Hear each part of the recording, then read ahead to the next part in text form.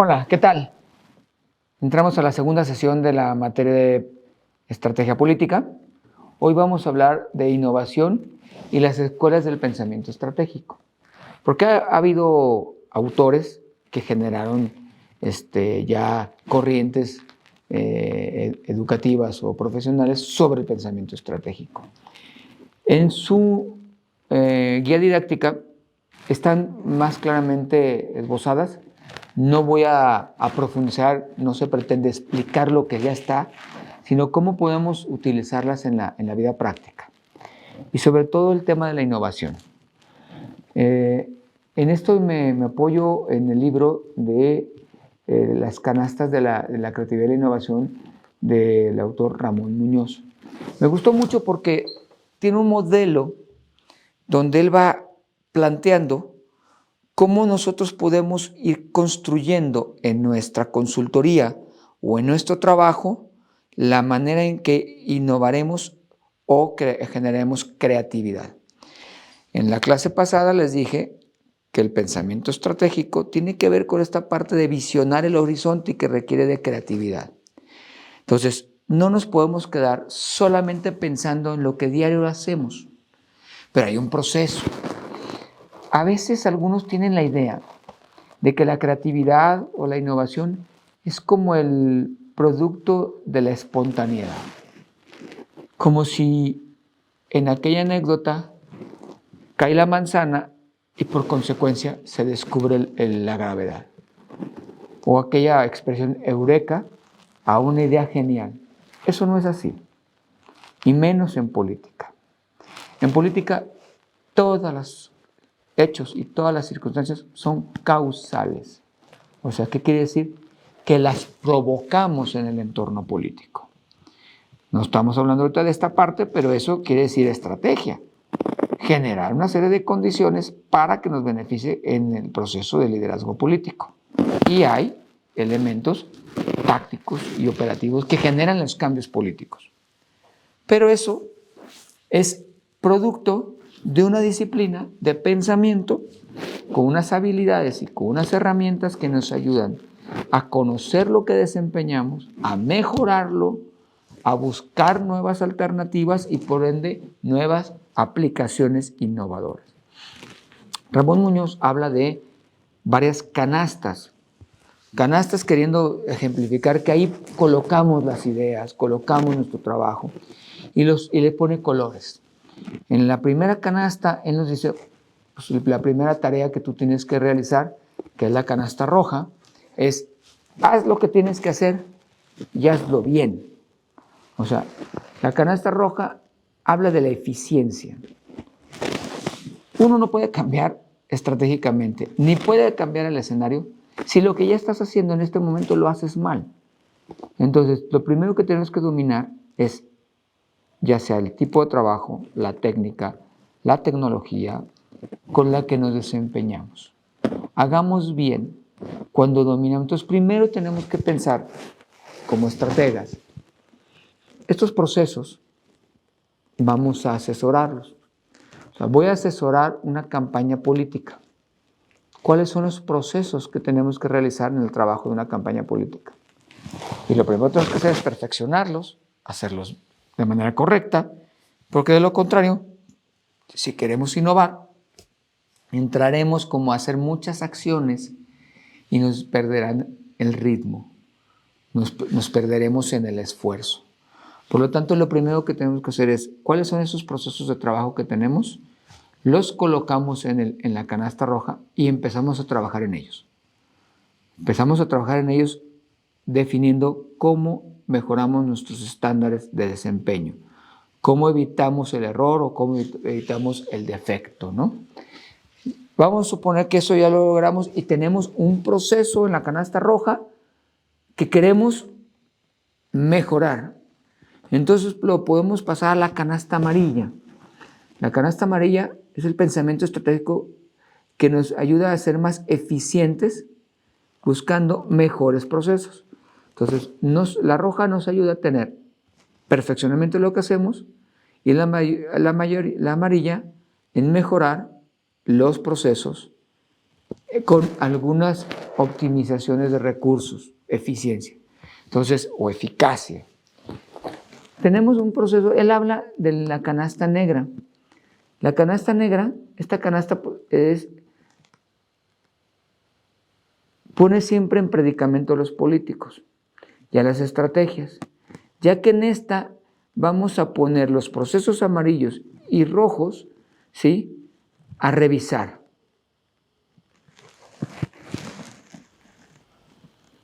¿Cuáles de ellos requieren innovación e incluso cuáles queremos eliminar? Por eso digo que pone en peligro o en predicamento a los políticos, porque muchas veces las prácticas que ellos tienen están tan arraigadas en su cultura que cuando le decimos esto ya no es eficiente, ya no lo podemos hacer, tenemos que cambiarlo, se rehúsan a cambiarlo. En la clase pasada les decía, tenemos que tener planes alternativos, capacidad de adaptarse al entorno. Bueno, en la canasta negra nos preguntamos qué cosas podemos cambiar, qué cosas debemos cambiar. Pero los políticos tienden a ser tradicionalistas. Si en el pasado les dio éxito, logros, una forma de ser, tienden a repetirla y a repetirla, a hacer la política de la manera en que siempre han estado acostumbrados a hacerla. Son de alguna manera nuestros líderes costumbristas. ¿Qué es costumbristas? Realizar la política de la igual manera. Sin embargo, como dijimos anteriormente, las audiencias, los ciudadanos cambian. Por lo tanto, muchos de estos procesos que están en la canasta roja o en la amarilla, deberemos de llevarlas a la canasta negra para cuestionarnos hacia dónde podemos cambiarlos. Fíjense que hasta aquí este proceso es un poco tradicional, un poco lo que todo el mundo hemos hecho algunas veces. O sea, tenemos nuestro trabajo, buscamos mejorarlo y cambiamos lo que creemos que nos sirve. Hasta aquí es un poco nos ayuda a conocer mejor nuestro trabajo. Sin embargo, las siguientes canastas, que viene siendo la canasta naranja y la canasta verde, empiezan a cuestionar estas formas tradicionales y nos tienen que llevar. Y aquí quisiera establecer la diferencia entre innovación. Ustedes van a ver en la guía didáctica la diferencia entre una innovación y una creatividad, ¿sí? Entonces, no es lo mismo, pero todo requiere una disciplina. La canasta naranja, la canasta se relaciona con la creatividad. Es generar ideas nuevas, ¿sí?, ya sea para eficientar la tarea o mejorar el desempeño. Fíjense bien, creatividad está ligada a las tareas. O sea, estoy buscando formas nuevas de mejorar todavía más. Ya hice un proceso donde perfeccioné, mejoré, cuestioné y entonces busco formas nuevas. Hacer comunicación digital es una forma nueva. Y yo me encuentro con muchos, en teoría, asesores que quieren sostener las campañas políticas a través de las redes sociales y creen que la comunicación son las redes sociales. Es una forma nueva, pero con las mismas reglas, leyes de pensamiento, porque el cerebro humano no ha cambiado. Las personas seguimos procesando neuronalmente la información de manera idéntica. Pero es muy diferente a la época de hace 150 años, donde los viejos se sentaban y le platicaban a los jóvenes. O hace 50 años, donde la televisión dominaba. Hoy los jóvenes, y todos, tenemos más libertad de informarnos. Tenemos más acceso a la información y por lo tanto tenemos que tener formas creativas de comunicarnos. Pero las reglas básicas de la comunicación y de la psicología política no han cambiado. Entonces tengamos mucho cuidado con establecer una creatividad que no es alguna idea que mejora lo que hemos hecho en el pasado. Entonces nosotros en el pasado nos hemos comunicado políticamente y hoy lo mejoramos con mayor potencia al tener más recursos auditivos, visuales, lingüísticos e informáticos para que llegue a mayor población con mayor especialización. Lo que los mercadólogos dicen segmentación, ¿no? Entonces, la creatividad es esa acción, ese esfuerzo mental para mejorar con nuevas alternativas lo que ya hacemos. Cosa diferente a la innovación. En la canasta verde colocamos la innovación, que consiste en hacer un cambio o mejora en un proceso, sino crear un nuevo producto, nuevo proceso o un modelo diferente de trabajo. Entonces, aquí la gente confunde. Y muchos me dicen, es que yo quiero una campaña creativa. De hecho, a los publicistas les gusta mucho hablar de la creatividad. La creatividad, y la aplican bien, porque la creatividad sigue siendo el mismo spot, sigue siendo la misma técnica de filmación, las mismas técnicas artísticas, pero creativamente buscan una mejora en el modelo de comunicación, en el mensaje. Innovación no es comunicación. Innovación puede ir más en la construcción de políticas públicas. Entonces, quiero establecer eso porque ustedes como consultores que pueden ayudar a un líder político tienen que establecer que cuando estamos hablando de una campaña y estamos hablando de una comunicación podemos ser muy creativos. Pero cuando estamos hablando del escenario político y la construcción del futuro de ese liderazgo, tenemos que ser innovadores. ¿Qué es innovador? Hacer cosas que otros no hacen. Plantear soluciones que otros no han planteado. Llevar políticas públicas que otros no han llevado. Entonces, cuando vemos un gobierno que le da la vuelta a un problema y lo aborda desde otra óptica y le da soluciones, es una solución innovadora. Esto quiere decir que el proceso de pensamiento estratégico, en su grueso, está en la canasta roja. Es cómo hago lo que siempre hago y lo mejoro. Llevo algunos procesos al amarillo que nos permite eficientar más todavía ese proceso. Luego tenemos que revisar qué debemos llevar a la canasta negra.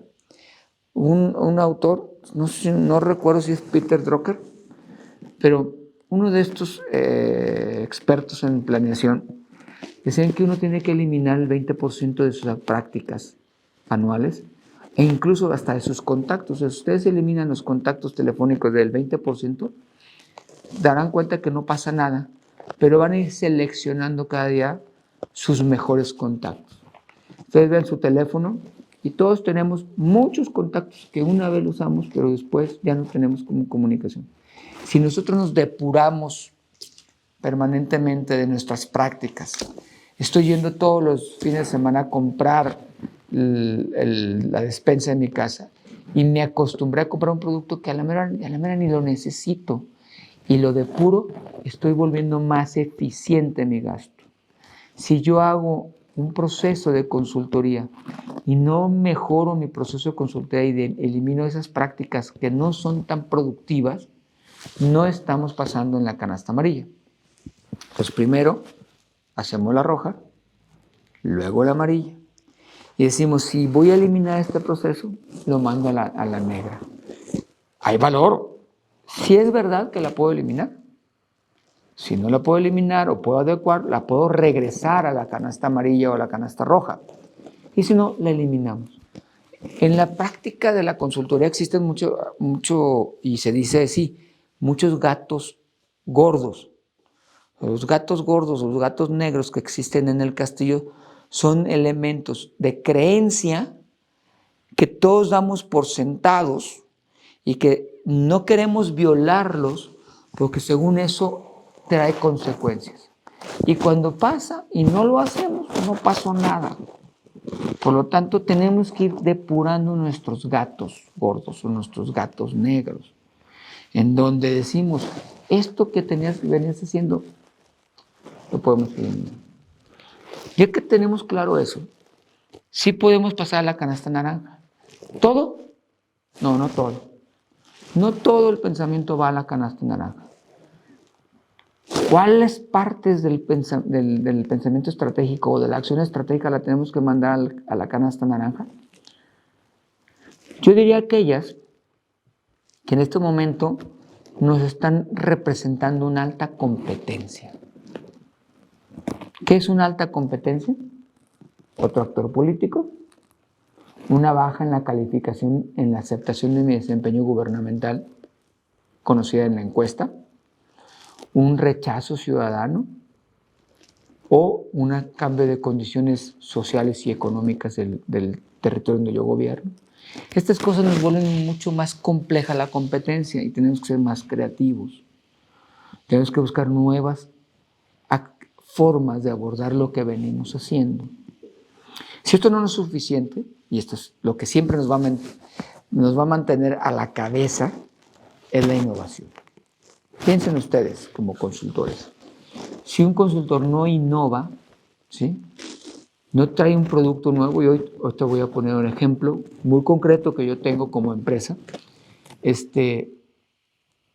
voy a perder competitividad. Entonces la creatividad no te da competitividad, no te lleva a los nuevos mercados, no te lleva a los nuevos clientes. Te hace mejorar mucho tu desempeño y le resuelves mucho a tu cliente. Pero si le quieres aportar valor agregado, tienes que ser innovador. Y aquí tengo un ejemplo. En este momento, yo como empresa he incorporado la tecnología de encefalografía.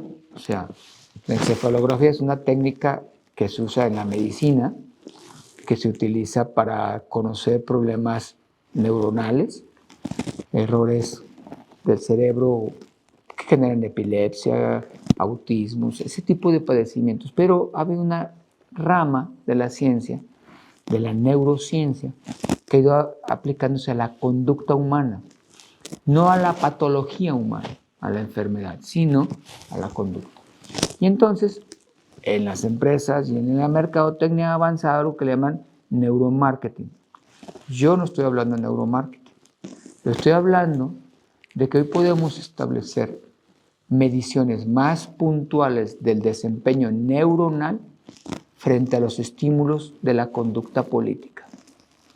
O sea, cómo los ciudadanos en la realidad transmiten neuronalmente lo que están viendo en un discurso político, en una noticia política, en un spot político o en unos valores políticos. Y esto sin duda nos va a traer mejoras para la construcción de la comunicación política. No va a caer en desuso los grupos focales, si ustedes saben que es un grupo focal, pero lo va a enriquecer. Y es una nueva tecnología que no todos la tienen, que te pone en un mercado diferente. Eso es lo que quiero decirles con el ejemplo. Si ustedes, frente a su líder político, su cliente, le generan una innovación, el liderazgo, porque más adelante vamos a ver en la estrategia, el único propósito de la estrategia, como valor resultante y final, es el incremento del capital político. Entonces, la innovación genera capital político, porque otros no lo hacen y esa persona sí lo hace. Y habla de cosas diferentes, resuelve diferente y por lo tanto, en la medida que el 20%, así como dije, que eliminas en la caja negra, lo incorporas en la canasta verde, podríamos construir más opciones de innovación. En el libro, si ustedes lo leen, que no viene en la guía, existe la canasta rosa, la voy a mencionar, no está en la guía porque me parece que es un compendio y es una adaptación que el autor hace, que es la innovación a la mexicana. Y habla un poco de los atributos y los valores de los mexicanos.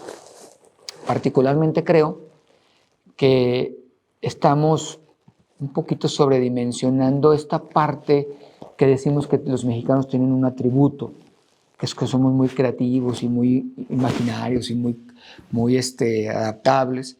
Y entonces existe la teoría del alambrito, la teoría del ojímetro, todo este tipo de cosas que hacen la improvisación. Yo no creo que sea, puede ser un poco más, un poco menos en una cultura, pero no creo que sea algo intrínsecamente a un tipo de nacionalidad. El ser humano, por naturaleza, en el pensamiento, en la neurociencia se ha probado, pues, que tiene un nivel de creatividad.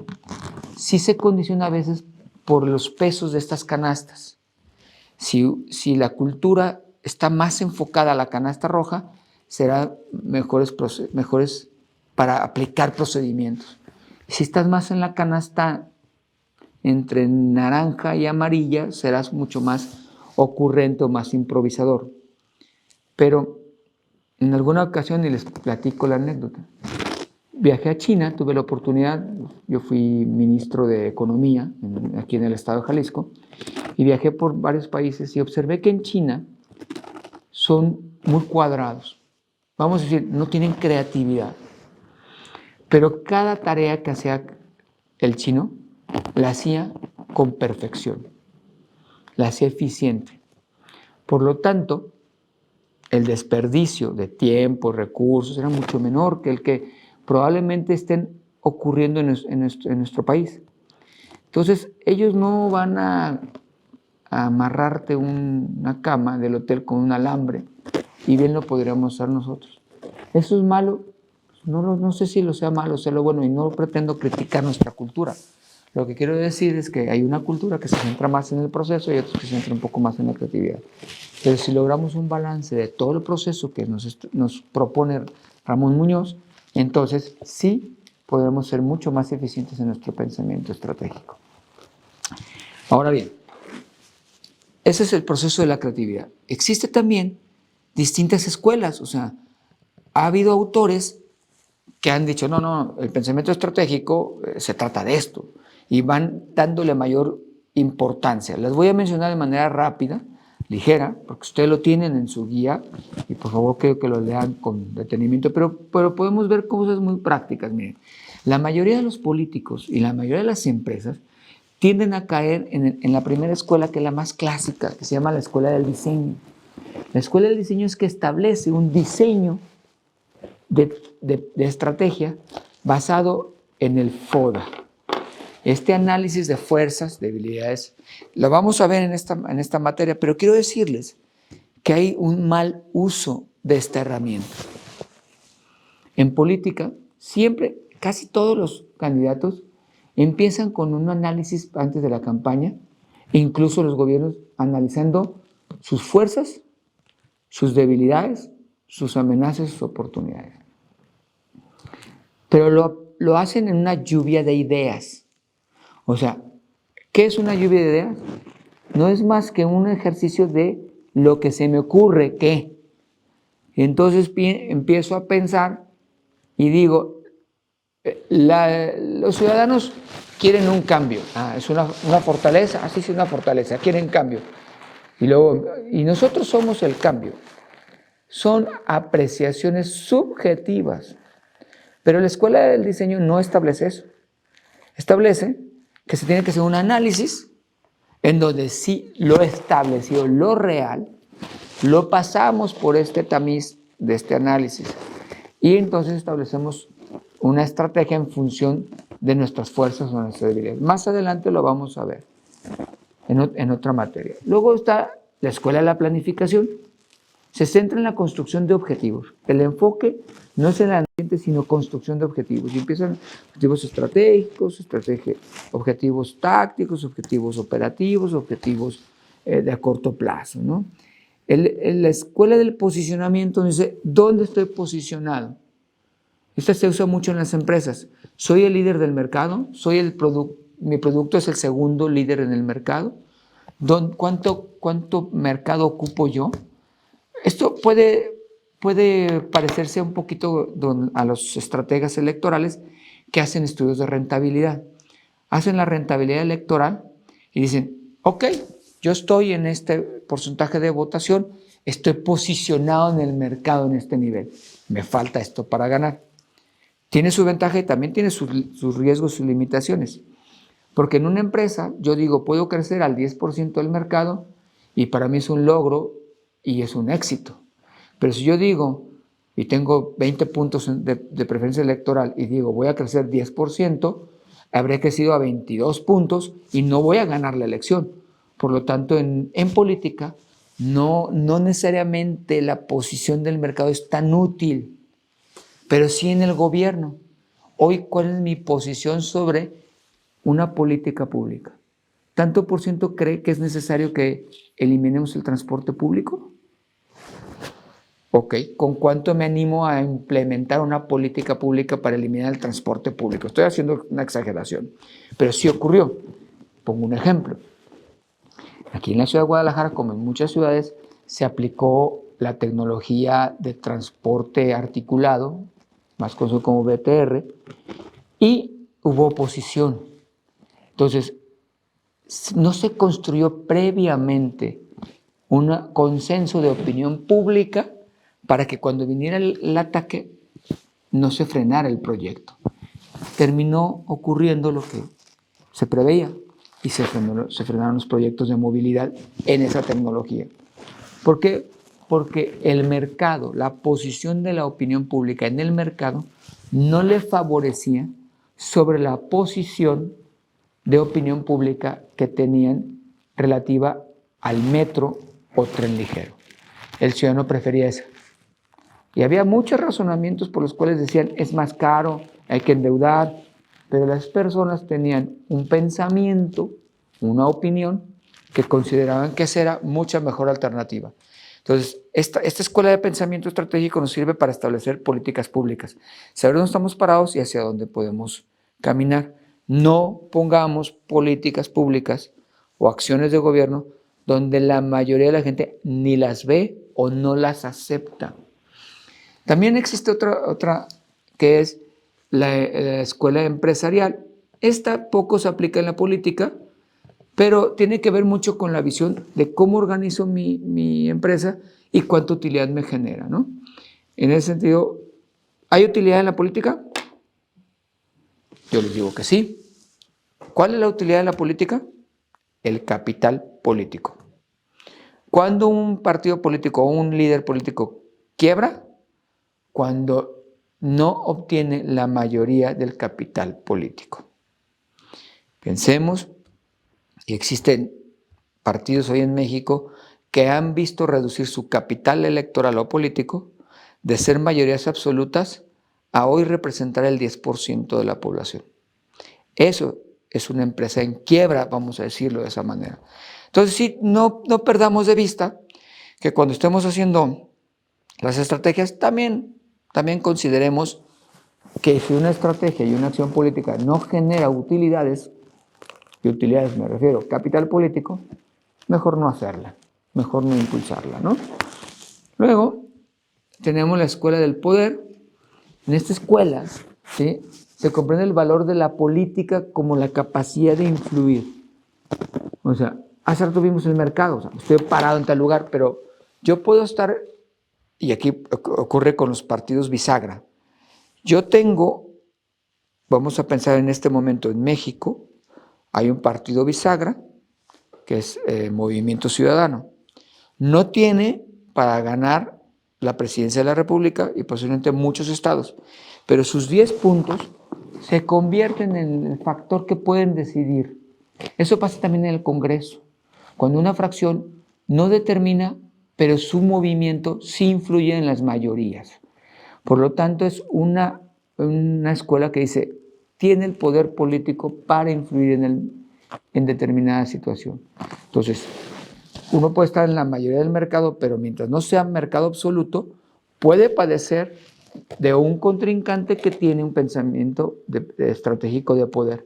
Yo no tengo duda que en este momento, cuando están construyéndose las alianzas, esta escuela juega un papel importante en el planteamiento de la estrategia. Piensan hasta dónde me conviene aliarme, hasta dónde puedo condicionar las otras alianzas. Entonces, algunos toman un camino, o sea, estamos viendo al PRD, al PRI y al PAN juntos, y estamos viendo Morena, PT, Verde juntos. Consideran que sus alianzas pueden ser un factor de poder o articulador del mercado. Entonces, pero existe en solitario hasta el día que hoy estamos grabando esta clase, un partido que puede convertirse en un partido de bisagra, ¿no? Entonces, eso es muy importante. Eso también pasa en los congresos y pasa también en las oposiciones o incluso en los gabinetes. Cuando uno está en un gabinete, hay secretarios más tendentes hacia una forma de plantear la política pública y otros no, y otros intermedios. Y parece que no, pero el gobernador o el presidente de la República también tiene que negociar estratégicamente con su propio gabinete, ¿no? Y así puede haber con capitales políticos o incluso en las empresas o el factor de poder empresarial, ¿no? Otro que es la escuela cultural. Esto se refiere a los estilos de toma de decisiones, la resistencia al cambio, los valores dominantes y el choque de culturas.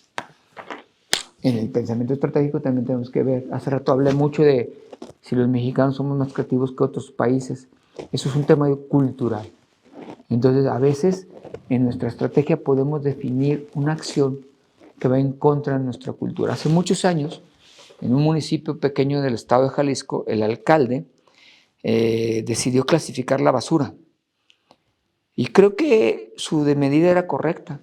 Hoy vemos el daño ecológico que genera no clasificar la basura y no manejar bien los desechos. Sin embargo, en ese momento, estoy hablando del año 97, hace muchos años, el pueblo lo rechazó. No solamente no cumplió con esa política porque no la pudo implementar, sino que provocó que muchos años después siguieran opinando mal de él y además de eso, su partido nunca más volvió a ganar. Pasaron 20 años y no volvió a ganar. O sea, no entender la cultura e implementar una política, por eso en el pensamiento estratégico tienes que considerar también esa parte, puede llevarlos a una pérdida del capital político. Ese alcalde quebró, vamos a decirlo de esa manera. Sí, hace rato que hablábamos de la empresarial. Cayó en un estado de quiebra donde nunca más se pudo recuperar. No pudo contender a otro cargo después, cuando muchos alcaldes luego buscan ser diputados locales. Pues él, debut y despedida, se fue a su taller mecánico y terminó su vida haciendo lo que él hacía antes de ser alcalde, ¿no? Entonces, es muy importante tomar en cuenta el pensamiento de la cultura. Otro que es el de la escuela ambiental. La escuela ambiental considera, no me refiero al ambiente como ecológico, pero se refiere que toda la estrategia y todo el pensamiento está inmerso en un ambiente que tiene condiciones favorables y desfavorables, y tiene que considerarse, la clase pasada les decía que hay que tener un pensamiento sistémico. La escuela ambiental considera fundamentalmente el ambiente sistémico, cómo se constituye el ambiente y si ese es favorable. A veces queremos establecer, o podemos decir, podemos ganar una elección, pero no se gana por más buena estrategia y mejor trabajo desempeñado. ¿Por qué? Porque en el ambiente, la opinión pública, el elector no estaba preparado para el cambio, no lo pensaba como tal. Entonces es muy importante también generar ambientes. Cuando hablamos de estrategia política, no es reaccionar al ambiente, sino construir los ambientes. Más adelante veremos el cuarto de guerra y cómo hacer las estrategias, pero un político que no construye los ambientes y los cambia, difícilmente va a tener éxito en su trabajo, ¿no?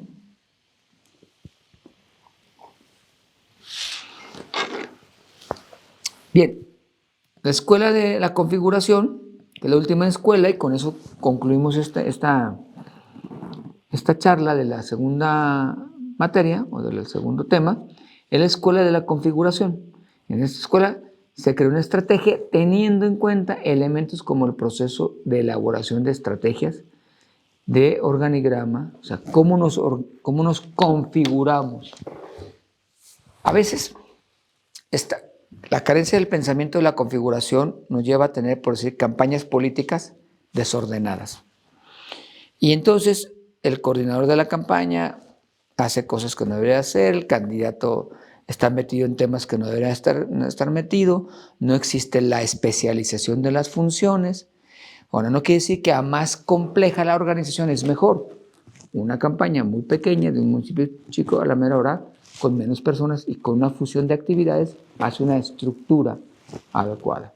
Entonces, las estructuras, la configuración de la organización y de las estrategias van en función de eso. No es lo mismo montar una estrategia política nacional que una municipal. Por lo tanto, toda esta complejidad, lo que nos habla la escuela del pensamiento de la configuración es que la estructura. Entonces, fíjense que todas las escuelas interactúan de una u otra manera en el proceso del pensamiento estratégico y en el futuro en la construcción de la estrategia. Hoy todavía no estamos hablando de qué es una estrategia y cómo se formula una estrategia, pero ya tenemos que tener claro que estos tipos de pensamientos nos deben de ayudar a formular las estrategias. O sea, debo tener la capacidad de darme cuenta cómo está mi entorno, cómo es la tarea que tengo desempeñada, cómo estoy en el mercado, cuál posición guardo, dónde tengo poder, dónde no tengo poder, cómo me voy a organizar. Si todo este tipo de elementos no los consideramos, lo que habremos construido es no un pensamiento estratégico, sino un pensamiento idealista. Y muchas personas tienden a criticar el idealismo, y es que en parte puede ser cuando decimos el idealismo como una idea ocurrente. Pero cuando hablamos de un idealismo como un ideal alcanzable, creativo, donde tiene un fin o un propósito concreto, sí se vale ser idealista. Por lo tanto, estas escuelas de pensamientos nos llevan a esa parte, estructurar, fortalecer el pensamiento estratégico, ¿no? Pues muchas gracias. Hemos concluido la segunda sesión de esta materia. Muchas gracias.